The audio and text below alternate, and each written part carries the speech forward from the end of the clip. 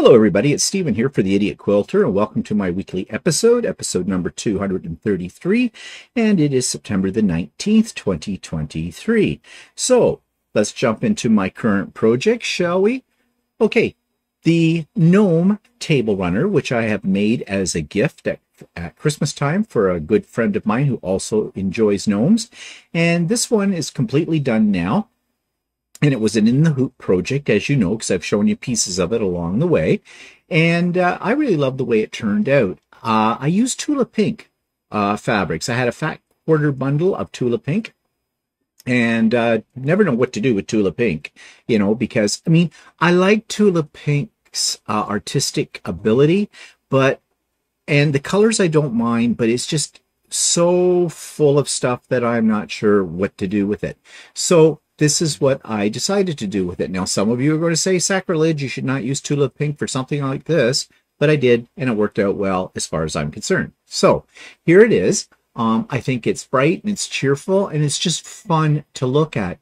And if you take a look at this last gnome over here, the one with the watering can in his hands, you look at his little hat. I sort of purposely fussy cut out this one from the Tula Pink that has the deer in it. That was done on purpose, believe it or not. Well, it's my story and I'm sticking to it. I did not have enough because they were fat quarter bundles to do this whole border around here in this pink one that I think has like raccoons on it. So I had to substitute in for the shorter pieces another Tula Pink, but I think that worked out okay.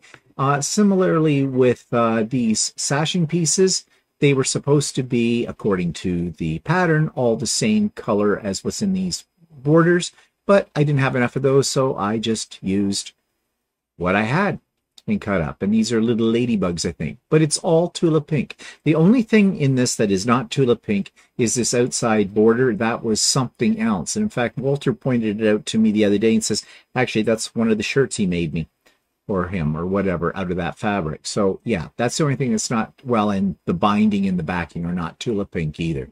Mainly because I didn't have big enough pieces for that. But anyways, I'm really happy the way it turned out. This is not wonky, okay?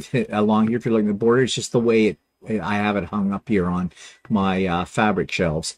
It is flat and it is straight. So yeah, I love doing in the hoop projects. As you know, I have a lot of fun with them. They do take a lot of time to do, but the end result is worth it. So, you know, if you've got an embroidery machine, but you've never done an in the hoop design, go out and try something. You'll love it. First one may be a little bit rough on you, a bit of a learning curve, but after you've done one, you can jump into any project, no matter how complex it may look, because they all basically are done in the same way. The other thing I've started working on right now is this. This is a Stephanie Stitches pattern. It's called Bloom and Grow. I absolutely love it, and I'm using in mine some of the fat quarters that Walter gave me 2 Christmases ago called Poured by Benartex. I love that fabric, and I thought it would look really great in this project. Now, this project's made up of 9 of these large 14.5 inch, I believe they're 14.5 inch blocks. And then there's a bunch of smaller blocks. I made one, but I don't have a picture of it, which is just a 9 patch. And of course, there'll be sashing and everything. So I think it's going to look fantastic when I get it done. And Stephanie's patterns are always, and you've heard me praise Stephanie's patterns before here on the Idiot Quilter, because I love them. They're absolutely well written, very clear, and the end result is always excellent. And Stephanie has a great eye for design, and she has a great talent in writing very coherent patterns. You can get this pattern, again, it's called Bloom and Grow, on Stephanie's Etsy store. So check it out if you're interested. So yeah, that's the current project I'm working on. I have a bunch of things piled up, though, in the Lucy room. I have 3 quilts that are ready to go, and I'm hoping to get at least my Halloween quilt onto Lucy today and start quilting it. I don't want things to pile up too soon out there. But one thing I'll tell you this, and this is going to sound bad because it was an expensive thing that I bought, the long arm, right? I do love the long arm for quilting. I love the computer component even more on it because I am not a free motion quilter. I wish I could be, but I would have to be dedicated to practice, and I'm not that dedicated. So I let the computer do the work for me. But even though it's easier to baste a quilt and get it all laid out on a long arm, it still takes some time, and I have to be in the mood to do it. Once I get it on there and go, it's fine. Now, I know you're going to go, oh, boo-hoo-hoo. How sad, how too bad that is. You have a long arm and you're crying about it. I am not crying about it. I'm just stating a fact. I like piecing a lot more than I like just quilting, but I like the end product of the quilting process. So yeah. So I've got 3 quilts out there. The Halloween one I mentioned, I think I'll do that first because Halloween's coming quicker. I have a Christmas one, which I'll probably do maybe next. And then I've got the one that I made from the scrap fabrics from all the shirts that Walter has made me. Okay, so I got those 3 to get going on. I'm hoping today I'll get at least the Halloween one up on Lucy and ready to go. So we shall see. Okay, so what's next? Do I have another picture here? Oh, yes, I do. But we're coming to that in a minute. But before we come to that, and this is going to be a long episode, I think. I warn you now of that, okay? So settle in. Do some sewing while you're listening to me. So, sewing with Stephanie and Stephen. We didn't have it last week because Stephanie was at her retreat. I was off on my little shopping musical theater jaunt in Cambridge and Stratford. And if you've seen So Chatty on Friday, you know what I'm talking about. And if you haven't, you should check that out. But we will have Sewing with Stephanie and Stephen this coming Wednesday, which is September the 20th, starting at 9 a.m. Eastern Time and running until approximately 4 p.m. in the afternoon. It's a come and go, so work on whatever you want to work on and join us. The Zoom link is in the show notes below. So that's that.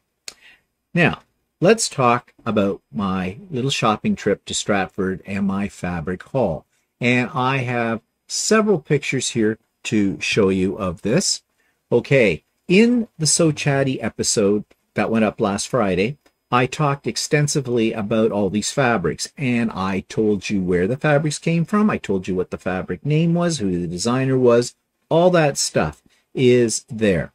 I have to get more into the habit, Walter tells me, of telling you what the name of a fabric is, the designer, all that. It's good stuff because I have a tendency not to when I take pictures of them. And then you ask me, and I haven't got a clue. So I will try to do that in the future. I'll try to do better on that kind of thing for you. But this is one pile of my hoard. We went to 4 different quilt stores in the Stratford, Cambridge area. I believe this hoard over here at the top of your screen, all of this came from Yay Old Fabric shop in Stratford. I love that place. And I got a good deal on wide back backing as well. This little pile here came from a little store in Shakespeare, which is outside of Stratford. I've been there before as well, and it's called the Quilt Place. And then I had a pile of stuff that I bought. I'm sorry, the picture's a little blurry. Do not adjust your eyeballs. And I bought some Canadian fabric, some steampunk, and a whole bunch of fairy frost, because I love fairy frost, and it's not easy to get. And this all came from Len's Mills. And up in this top part picture, do I have another one here? No, I do not. What's that? Oh, okay. Sorry, I'm jumping ahead. Up here at the top, the Australian fabrics, which I love, and more Canadian fabrics and some other bits and pieces here. These came from my new, one of my favorite stores called Dancing Stitches in Cambridge. Love the staff there. We talked a little bit about it on Stephen and Walter Live. We talked a lot about it on So Chatty.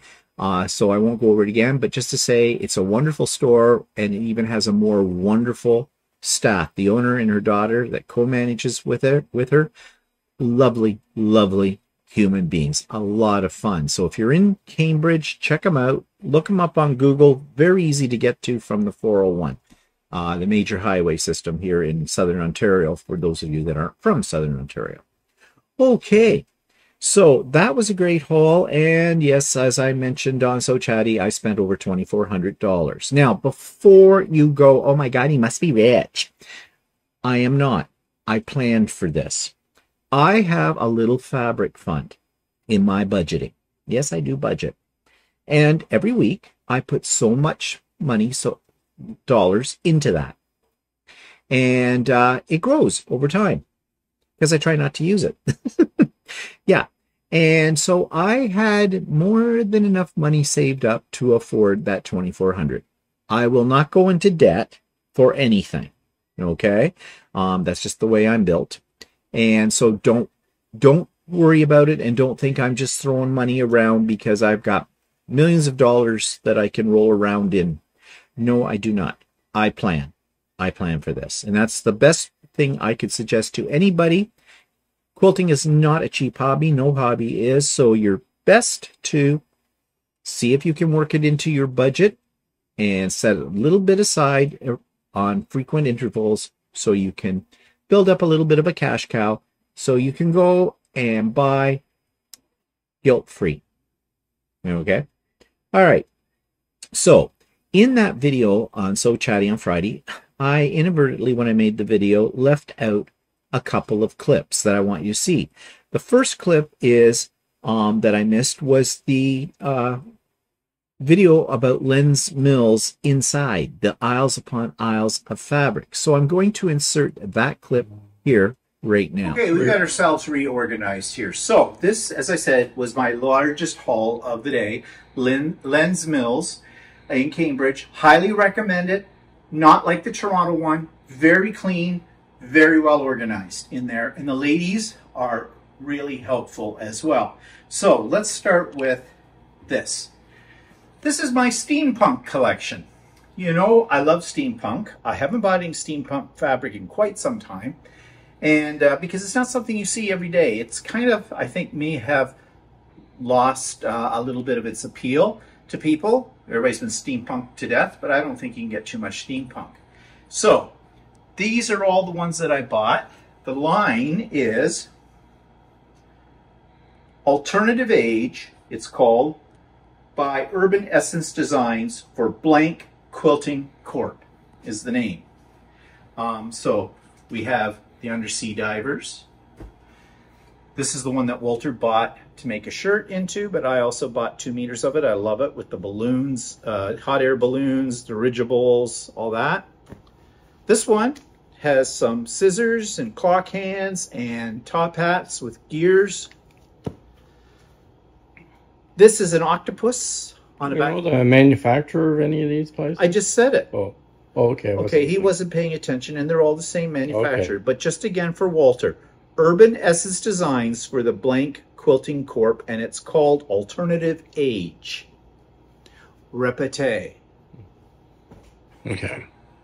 Gears. Old keys. And more gears. So, I do have a pattern. Something in my back of my mind says I do have a pattern that calls for like steampunk into it. I'll have to look for that. I mean, actually, I've already bought the steampunk fabric for it, and maybe in one of my project boxes, come to think of it, but we'll see. Okay, they also had the North Canadian fabric line, Old Canada. This is called. I've had lots of this before. I like to keep it on hand. I love the line, and also for the next Quilts of Valor quilt that I might make. I can't have too much of that. In fact, I found some at one of the other stores as well that we'll see in a few minutes. So you've seen all this before, and it's by Northcott, Old Canada. Now, I really wish Philippa had been here now, because Philippa has been trying to get fairy frost everywhere, and she hasn't been having a lot of luck. She even shopped my stash when she came to visit us, and I had a little bit of it left. I didn't have much. I gave her some that went with the colors. Well, they had tons of it at Lens Mills, so I picked up one of almost every color. Now, I also left out a clip, which was a major clip of the interior of Ye Old Fabric Shop in Stratford. So I'm going to share that with you right now too.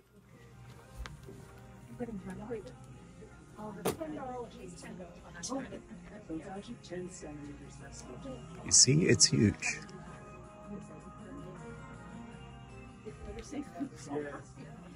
I'm a newbie at this, so. All right, yeah. Country 104.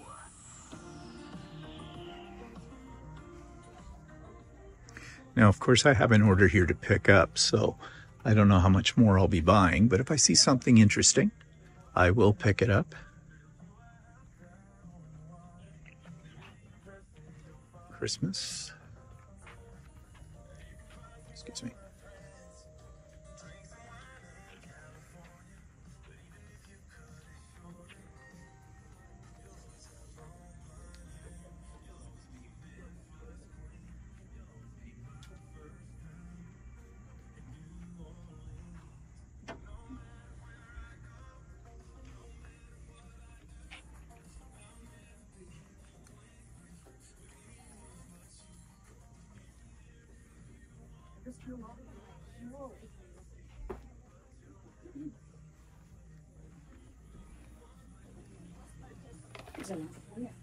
Yeah.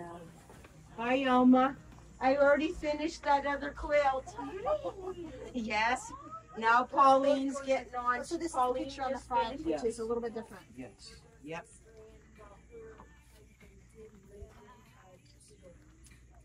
I think they did a great job on that one. Yeah. You want? Oh.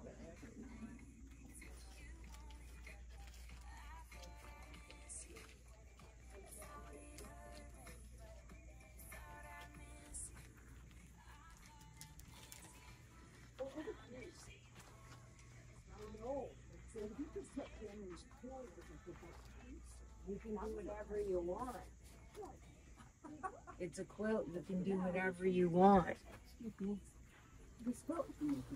Sorry. That's You can okay. do anything you want. See, those are the crazy tops. And then where's the thing? The one that was all over here.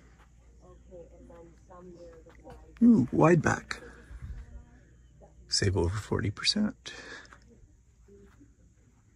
Have to check this out.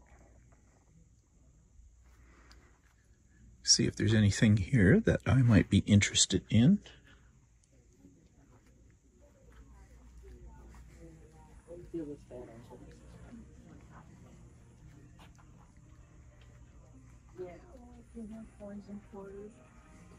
There it is. Yes.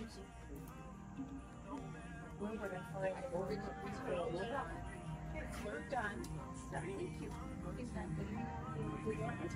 Okay, it's all written up, so. It is, yeah. Perfect, thank you very much.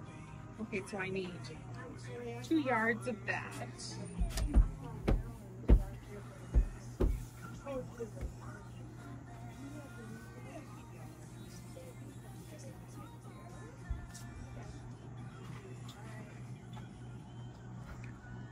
Sensational selection, really.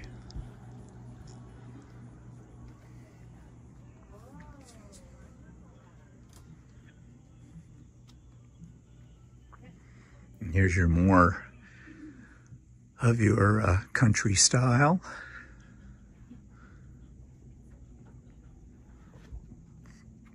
Like I said, you could spend days in here.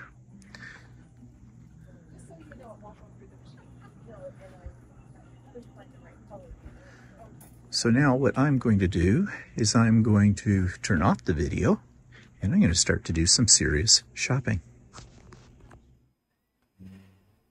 Now, in the past week, I had an email from one of my subscribers, Savannah Warner. I hope I said your first name correctly. She sent me some pictures of the New South Wales quilt show. This is in Australia. I don't usually show pictures of quilt shows unless they're ones that I have been to. But these quilt pictures that she sent me are fantastic, and so I thought you would enjoy seeing them.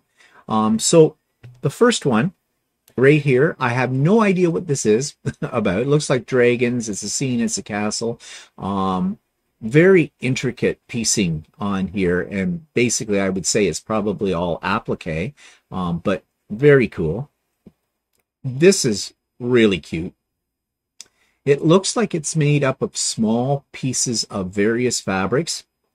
One of those kind of picture things. It looks like it got an award, President's Award, according to the ribbon. But I have never attempted anything like this. I have thought about it. There's actual computer programs that will help you basically break down any picture into squares, so you know, and colors and everything. Think it would be very time consuming, to say the least. But the end result, if you've got the patience, like for this one, very beautiful. And this is very, very modern. Not my colorway, but nevertheless, I certainly can appreciate the use of drunkard's paths. A very interesting design. I'm not much of a fan of sewing curves, but when I see something like this, it makes me want to get out my AccuQuilt dies for cutting a drunkard's path and trying something like this. Maybe down the road, I will. And this one, it's just, and looking at the back of it as well, it's just incredible. Now, this is definitely a quilt that is reversible. The border treatment is very interesting, kind of a stylized version of a scallop. And the quilting on this looks like it's very, very dense, but just beautiful. I think I like the back better than the front, with the use of all those different colors of fabric. So very nice. And she did buy some fabric as well. She bought this panel, I believe, and this is really cool. This one with the waves and the rainbow, that is the kind of thing I don't even think you want to cut up. Actually, I think it might be a panel. I'm not sure, because I'm looking at this and it's got selvage kind of all the way around it. So I think that's actually a panel. That would be very cool to do something very modern with. So, Svetlana, thank you so much for sending those pictures to me. I don't usually show quilt show pictures, but these ones, I have to say, blew me away. Okay, so let's talk a little bit about the retreat, an update. Those of you that were at the spring retreat have now received your invitation for early registration for the fall retreat, which will take place on Saturday, October the 21st from 8 a.m. Eastern Standard Time to 5 p.m. Eastern Standard Time. So my little reward to you for being a loyal participant in my retreats is that you get to reserve your spot first before I open it up to the general public. For those of you that have never been to one of my retreats, and you may be a new subscriber to my channel and you want to come to the retreat, I will open it up for you on October the 1st. Now, I am playing with the idea of opening it up a few days earlier than that, but I will let you know if that happens. Right now, I have 40 people registered from the early registration. I have 52 more spots left. I think I will have spots available after previous ones have registered.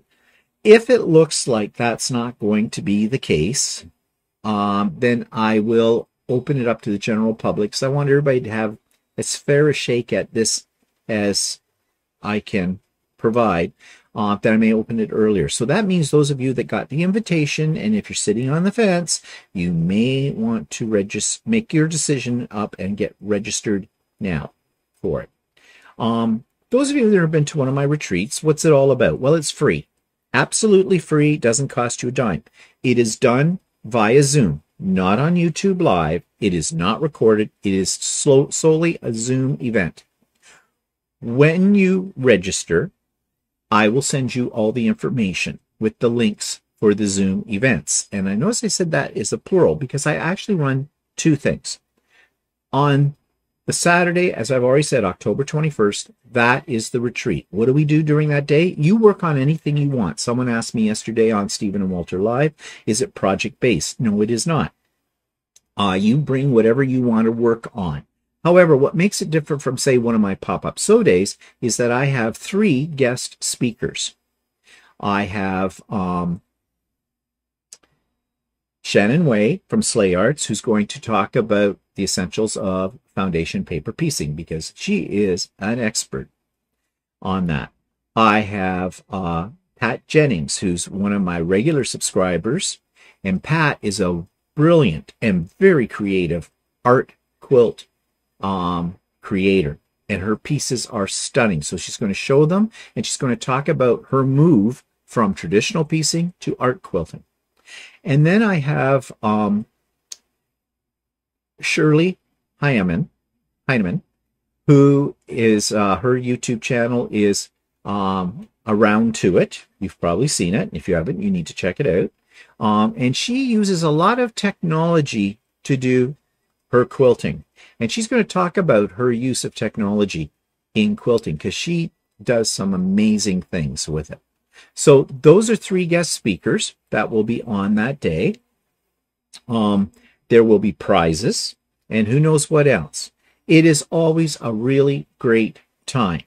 I run about 3 computers when I'm doing this, trying to keep track of everything and make sure everybody is up and running and smoothly with it.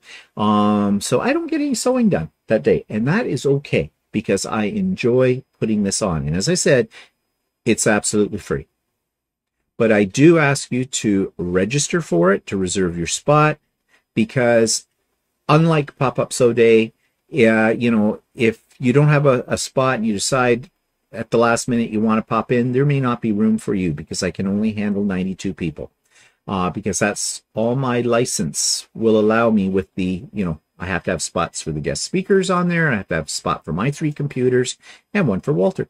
So I take up about 8 spots, 7, 8 spots on there as well. So that's why it's at 92. Although my license allows for 100, but that's where it comes from, okay? I'm very transparent about all of this, okay? Maybe it's too much information. I don't know. Anyways, that's the day of the retreat, but I have another event the night before. On the Friday night, October 20th, starting at 7 p.m. Eastern Standard Time, and running for a couple of hours. We see how it goes. We go with the flow. People who are participating in the retreat are invited to join us for an icebreaker cocktail party. The reason I run this is it's a very informal event. You can bring your beverage of choice, whatever it is, some snackies and things like that. We'll play a few games maybe. I don't know. I haven't got it all planned out yet, but I usually have a few things to keep you entertained. Of course, Walter and I will keep you entertained. We have general conversation. It's always a good time. It is a party online, all done by Zoom. And the reason I do it, as I started to say and then changed track, is, you know, a lot of people that come to the retreat don't know each other and might be a little apprehensive about, you know, the tone, the atmosphere, that kind of thing. Well, you can get to meet some of the people. Not everybody comes to the icebreaker party for one reason or another. That's fine. And get a feel for how the whole thing runs. And just to make you feel a little bit more comfortable, because that's the whole aim of the retreat, to have fun, to feel in a safe, that you're in a safe environment, no judgments, free to share everything. Speaking of sharing, you'll also notice in the information that I send to you, I ask you to send me, if you wish, 1 picture of one of your favorite creations, whatever that is. It doesn't necessarily have to be a quilt, although most of them will be. It could be a garment. It could be some other piece of art-like kind of thing. And you don't need to write anything about it. In fact, don't bother wasting your time because I'm not going to use anything you write about it. I just need to have your first and last name and the picture in JPEG format, please. Send it to me as an attachment to the email. All that information is in the confirmation email that I'll send you once you're registered. And I think I've given October 14th as deadline for that. And I put it all together as a slideshow. And with a little musical background to it, and I share it on during the Zoom, during the day with everybody so they can see things. Also during the day, I often have a on-the-spot show and share. I like to call it victim share, where I'll just pick somebody at random and go, hey, what are you working on? Now, you do have the right to say, oh, I'm not comfortable, I don't want to show that any of that, and that's fine. Remember, no judgment here.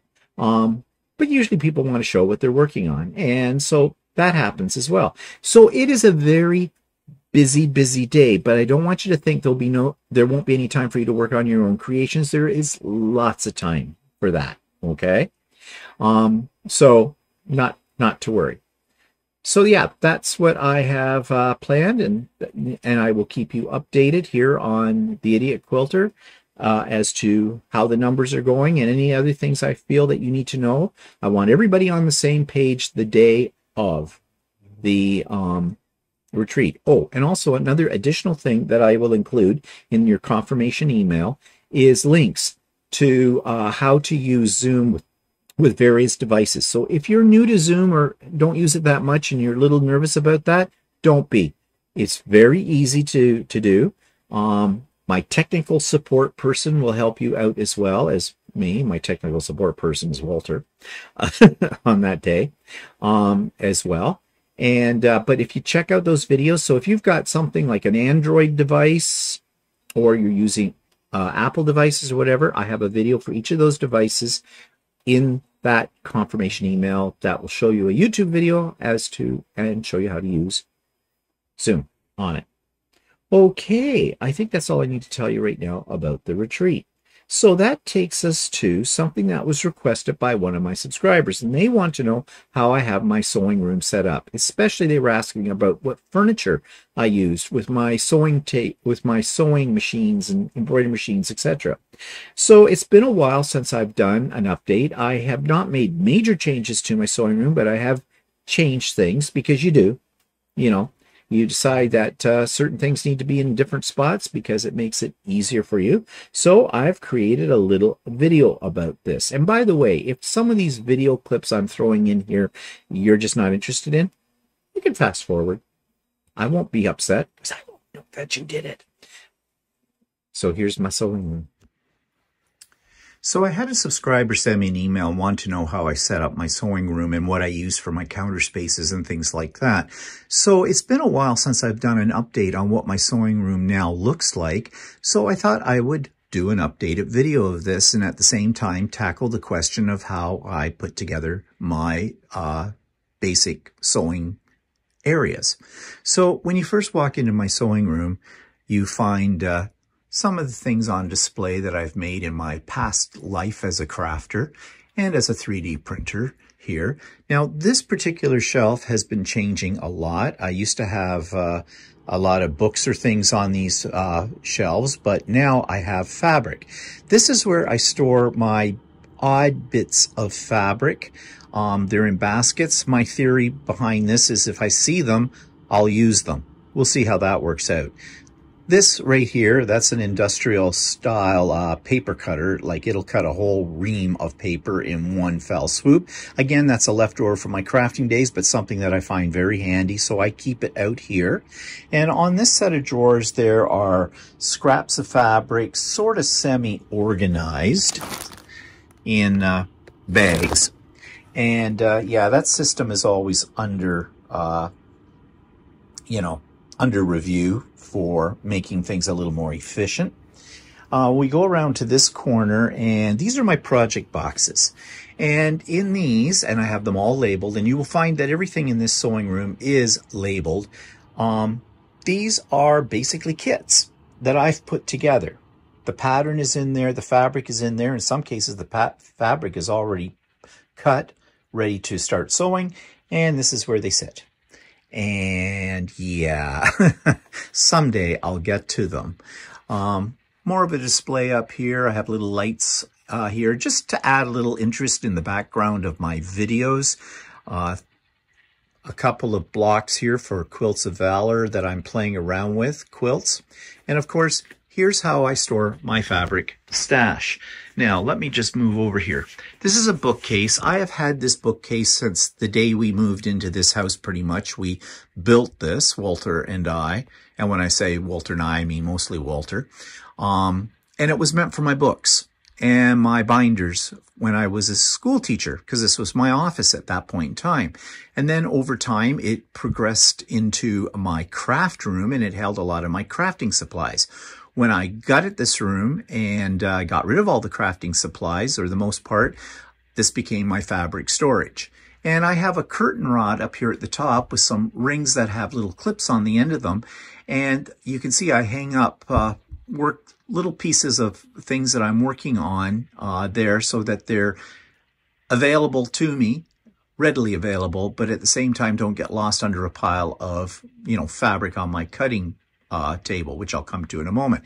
This white thing over here is a Fons and Porter's display wall, a portable one, and it's on rings. And when I want to use it, I just take that little band, that piece of ribbon off it, and pull it across like a curtain, and it serves as my design wall. And when I don't need it, it just gets folded up as you see there. Sometimes I can pin a quilt to it that I'm working on, and to move it out of my way because I want to get at my stash, I can just fold it across and everything stays on it, as long as it's pinned. And you can see, yes, here's my fabric stash. I did try to organize it several different times. Sometimes I go through it, and I tried to do it in sort of, rainbow spectrum, but that didn't last very long.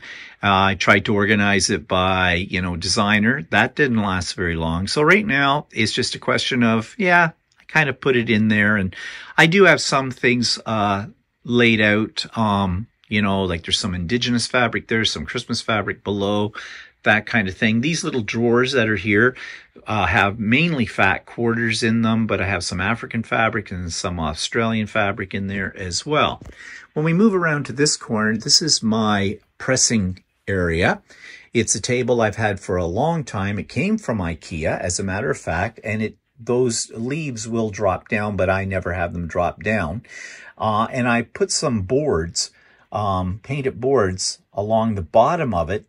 Those boards didn't come with it, but they hold my stabilizers, more scraps, things like that. There's some treasures buried in the back of that somewhere. Someday I may have to go through it. Of course, there's my iron, and I do have an industrial strength iron, steam iron as well, and all the products and rulers and things related to pressing and to cutting are all laid out here. And I have sort of a display board. I've had that up there forever when I was crafting, but I've got it up there now, and I just pin miscellaneous items to it, just, to decorate, kind of a thing. Now, there are a set of bookshelves here. Again, they have been here forever. We've been in this house 28 years, and I put these in very soon after we moved in because they were extra storage for books. And over time, they have transformed into my quilting magazines and some binders with patterns, and a lot of my AccuQuilt dies are here as well. And below that are a couple of these trolleys on wheels. One came from IKEA, one came from a Michael's store, and I was keeping current projects on it, but now I keep kits and bundles of fabric on that as well. And of course, my supply of distilled water for the iron. If we move around to this area, again, more display boards with just decorations and things like that. By the way, stained glass windows that are here. And if I move over here, those were all made by Walter for down here. So yeah, he used to do stained glass. Here on this table, this is actually a drafting table laying flat. It's not on an angle. Again, it comes from my old crafting days, but now it serves as my secondary sewing table for my travel machine, my Skyline S7. And it also becomes sort of an area where I pile up some more current projects. I like to put my projects that I'm working on into these little baskets when I can. And it just keeps them a bit organized. I do not like the fact that they're sitting out here on top of this sewing machine. These are current projects right at the moment. I'd rather put those in I usually try to keep this area fairly neatly organized, but you know what it's like in your sewing room. Even behind it, I have some, books with some patterns and things in it. Constantly going through these things, reshuffling them around. Below are miscellaneous design boards, small ones, some wool pressing mats, just miscellaneous things like that, cutting mats. Case for my featherweight that I was gifted in the spring when we went out to see one of my subscribers, Colleen, in Prince Edward Island. She very kindly gifted this machine to me. So that's the travel box because, and I will show you in a minute, I have it out, the sewing machine out on display. And these hold ribbons and rulers that I don't use anymore, or templates. You know, you collect quite a bit. Of course, my new set of Alex drawers, and I went over that in another video. And of course, I have this long counter. We put this in when we first moved into the house 28 years ago. Believe it or not, those are filing cabinets with drawers above them. The bottom drawer is a filing cabinet, and the other two drawers are just storage drawers. But they came from IKEA. At one time, IKEA actually sold filing cabinets that had a little bit of a fake wood look to them.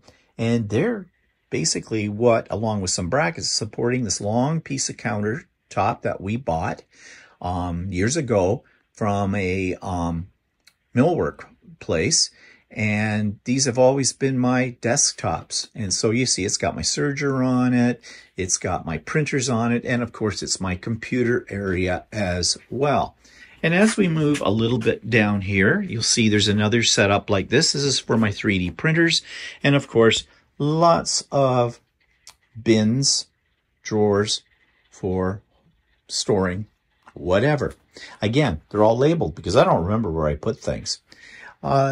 These two Alex units, this one's new. Again, it holds not so much sewing stuff in there as items that are related to electronics and to my Cricut machine, which is right there, and other bits and bytes for my 3D printers and things like that. This cabinet is stationary, so there's papers, cards, things like that in it. A few of the things I kept from my old crafting days. This drawer set in here is not accessed very often, mainly because of where it's placed, but that's okay because it's stuff in here that I'm not reaching for all the time. There's another computer here and a monitor as well, which basically I can watch TV on that or YouTube or whatever I want. And this Alex drawer holds all of my Floriani embroidery threads, which are somewhat organized. You can see I've got the numbers of them there. It's another one of those drawers that needs some tidying up. We all have them, don't we? So the main event, what I was asked about was how I set up my cutting station. Well, this is the main part of the room. So on this end, I have my embroidery machine, and I have more threads and some embroidery tools that I use. So I put these threads here. These are the threads I reach for most often. That's why I put them right there by the machine itself. What this is all made up of, you can see here, is IKEA cabinets. I have them on both sides, and I got two wooden slabs. You can see them underneath there. They're just tabletops. You buy them at IKEA. You can buy them separate. And they're just sitting on top of those cabinets. And they support the sewing machine, and they support my embroidery machine and the sewing machine at the far end. And of course, I have a large Martelli cutting mat on here. I love this mat. It's 60 inches long by 36 inches. No, not 36, by about 30 inches wide. And this is my cutting area. But I've got plenty of room to put a few miscellaneous items like my light board, another wool pressing mat there, and you can see more baskets where I keep things that I'm working on. These drawers, though, below hold stabilizer, fat quarters, charm packs, and pre-cuts mostly are in here, and any equipment that I might need. Like I've organized in this drawer here, this gray set, things that I reach for on a steady basis for using with my embroidery machine. On the other side, there is more fabric, more seasonal. There's Christmas and Halloween down these drawers, and then there's some miscellaneous drawers that have, things that I put in there and forget all about that I have in here. So this works out really well as a center island. I used to have a different setup as a center island in this room for crafting. But this serves as my furniture, basically, for my sewing machines. And that's what the question was about, whether I have specific furniture, you know, the kind of stuff you can order that's really nice for your sewing machine and all that kind of thing. Nope, didn't have room in here for that, nor could I afford it. And so this was a very affordable setup here. Yes, some assembly required, but worth the effort. And it works out really well. And you may wonder, why then do I have another, what looks like a board covered in sort of a canvasy material here? Well, that is, if I needed to, I could take the cutting mat off and I could iron on that tabletop. If I needed to really iron something really, really big, I could do that. But I find that my pressing station with my huge wool mat works pretty well for that. So to date, I really haven't used that part as a pressing area. It's strictly for cutting kind of thing. And of course, I said I would show you my little featherweight, which is here in a place of honor. It's all polished up, and I have a little plaque that I made explaining who gave it to me, when they gave it to me, and what it is. So yeah, so that's my quilting room. I'll have a few things that I've made on the walls as well, and coming down the stairs, you see some more of my creations there too. So yeah, it's my happy place, and it's constantly an evolution. You know, when you do these kind of things, over time, depending on how you are utilizing the space, you find you need to rearrange things, you know, and sometimes you just need to declutter. And I think I might be getting to that stage of the game now. So I hope the person who asked me about my sewing room, I hope this has filled you in, and I hope you've enjoyed this tour. And so that takes me to subscribers quilt of the week, and I just have to find it. And so the subscribers quilt of the week is from Cheryl Fisher, and here's her beautiful creation. This week's quilt of the week comes from Cheryl Fisher, and Cheryl writes, "When I joined your Zoom on Wednesday, I heard the questions about the quilt you made with strips. I'm not sure how to spell the name. Tomiko, maybe. I mean, I think what she's referring to is my Tomty one, the one with the gnome in it that was made up with all the little squares. But anyways," Cheryl continues, "anyway, I wanted to share what I made for my son-in-law. His name is Mario, and he does love playing Mario Karts with the kids. So a Mario quilt was perfect. There were 1,440 2.5-inch squares. I was scared to start, but I really loved the process, and he loved his quilt." Yeah, this is a really gorgeous quilt, and it's got that pixeled art look to it. And yes, a whole lot of squares in this. And the tricky part, I think, about this quilt, once you got past how long it would take you to cut the squares, is making sure you have the placement right row by row. And I'm not sure, Cheryl did not mention the actual pattern for this, but I'm assuming that probably, if the pattern was well written, it probably did a row by row breakdown of the order that each of the squares is to go in. At least I'm assuming it was a pattern. Maybe not. Maybe this was Cheryl's own original creation. Either way, it's a beautiful quilt, and I'm sure that her son is going to love it. Thanks for sharing that with us, Cheryl. So that takes me to the YouTube clip of the week. This one comes from the So Yeah guys, but they had a special guest on one of their shows, Carolina Moore. And Carolina Moore was showing you a ruler that I actually own, and I love it. And I thought you'd be interested in this video as well. This week's YouTube video clip comes from So Yeah Guys, but it's featuring a guest they had on the show called Carolina Moore. Carolina Moore makes various rulers and does all kinds of different quilting techniques, but I had discovered the ruler that they talk about in this particular video some time ago, and I love it. If you're into bag making, if you're into making bowl cozies, this ruler is for you. It makes making box corners on a tote bag or other types of bags very, very easy.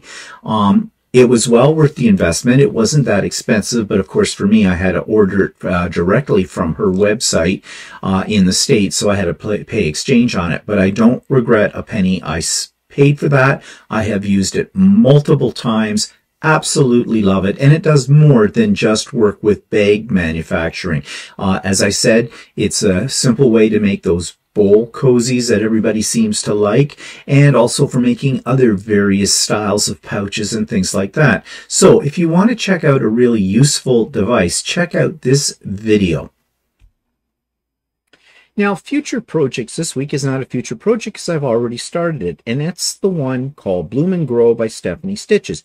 But I thought you might be a little bit more interested in seeing the actual pattern for this without giving away Stephanie's measurements, because I want to support Stephanie and she sells this pattern. This week's pattern comes from a good friend of mine, Stephanie Stitches, and I'm sure many of you know who Stephanie is, and she has designed this original pattern, and it's called Bloom and Grow, and I think it was one of the projects she featured at one of her recent retreats as well. But I just fell in love with it when I saw it, because I have the perfect fabrics to go with this quilt. I have done some of Stephanie's patterns in the past, and they all are very, very user-friendly, very clearly written, very detailed. You shouldn't have any problems with this. This particular pattern, too, is very fat quarter friendly. So if you want to make it scrappy and you've got a pile of fat quarters laying around that you don't know what to do with, this might be the project for you. I haven't started this one yet, but I want to get to it very, very soon. I absolutely love it. So yeah, Bloom and Grow by Stephanie Stitches. There's a link for it in the show notes below. So this would be the point where I would have a little teaser for an interview this week. I do not have an interview this week. I will have one for next week, however, because I am doing an interview tomorrow morning. But in the meantime, you've been sending me suggestions, and I get a lot of duplicates. And what I mean by that is they're already people I've interviewed. So what I've done is I've put in the show notes below the playlist for all the interviews I have done to date.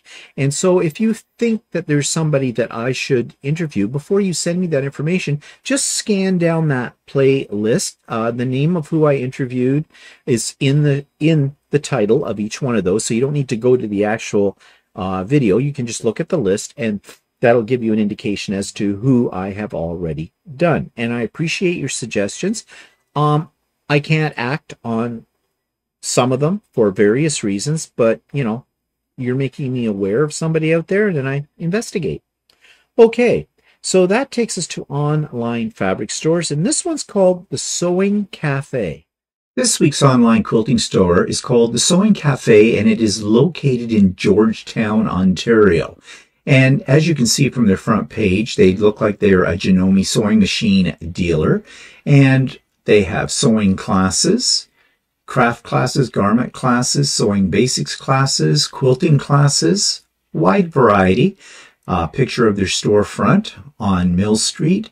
And they have fabrics and patterns and sewing machines. And yeah, so they look like they've got a lot of everything. So let's jump right in and check out their fabrics and see what they charge for those. Okay, it didn't go there. There we go. Highlight the right thing would help. Okay, fabrics. So do they have these classified? Yes, they have a little pull down menu. They have it by fabric type. So Kona, knits, and multifarious, or by fabric designers, Kafe, Tim Holtz, Tula Pink. Don't seem to have a wide variety of fabrics, but let's just take a look and see what they do have. So they have Kona, Kafe, and they have, it says, there's 288 products, 32 pages of fabric, so not very easy to locate these. Let's jump up a few pages and see what more we have to look at. Yes, lots of Kafe, as they say. And Kona. Okay, so if you're into Kafe and Kona, you're going to find it here. Looks like they have some flannels as well. Let's jump to their last page.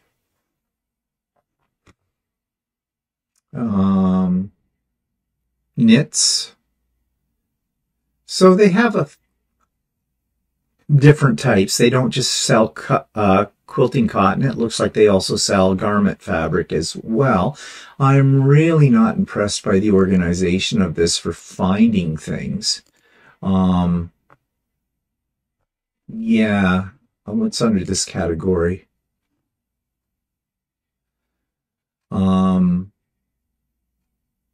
Corduroy. Okay. Yeah, this is not impressing me. I'm sorry to say.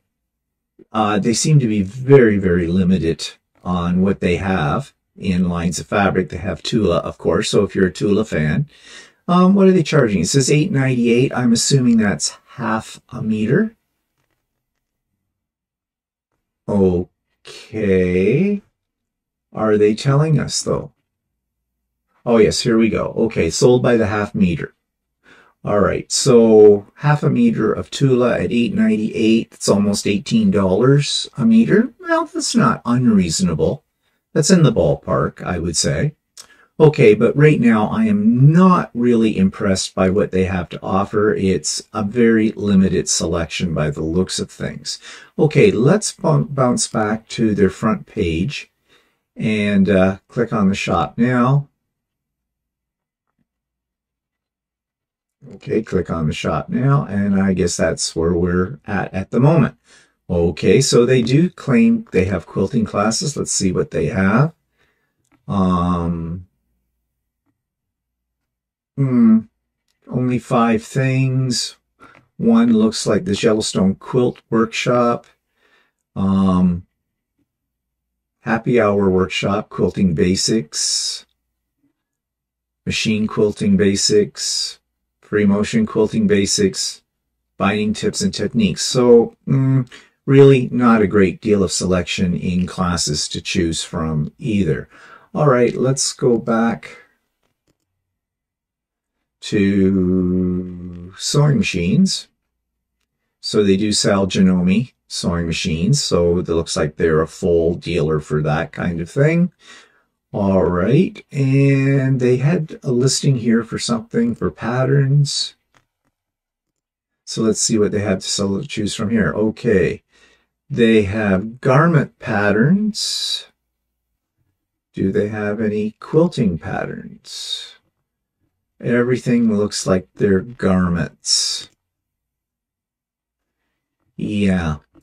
Okay, so this particular shop, although they do list some quilting cottons and things like that, they really are more of a garment shop, I would say, since they have knits, they have garment classes, they have very little in terms of quilting classes by the looks of things. What do they say here, their description? The Sewing Café is a bright and inviting sewing space in downtown Georgetown. We offer a variety of sewing workshops, classes, and camps for adults, teens, and children. We sell Janome sewing machines, beautiful curated fabrics, patterns, and sewing notions. Voted the #1 fabric and sewing shop in Halton Hills. We're authorized dealer of Janome sewing machines. Okay, I'm sorry, this sounds very negative, but I'm trying to figure out why they were voted #1 fabric and sewing shop, because really their selection of fabrics seem to me to be a very limited, at least when it comes to quilting.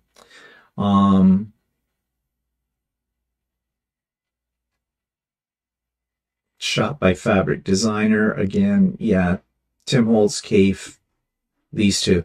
Yeah, not that impressed with this particular store. I suppose if I was interested in a Janome sewing machine, I might check them out. And if I was a garment sewer, it might be worth checking them up as well. But as from a quilter's point of view, I think I can bypass this one. So that's the Sewing Café in Georgetown, Ontario. So that brings me to the end of this episode of the Idiot Quilter. And just a reminder, Sewing with Stephanie and Stephen this Wednesday, September the 20th, starting at 9 a.m. Eastern Time. And of course, stay tuned for more information about registering for the retreat on October the 21st. So I hope you have a great week. I hope you feel creative and everything like that. Fall is in the air, as we well know. So it's time to maybe start working on some of those fall projects. And we will see you next time. Bye for now.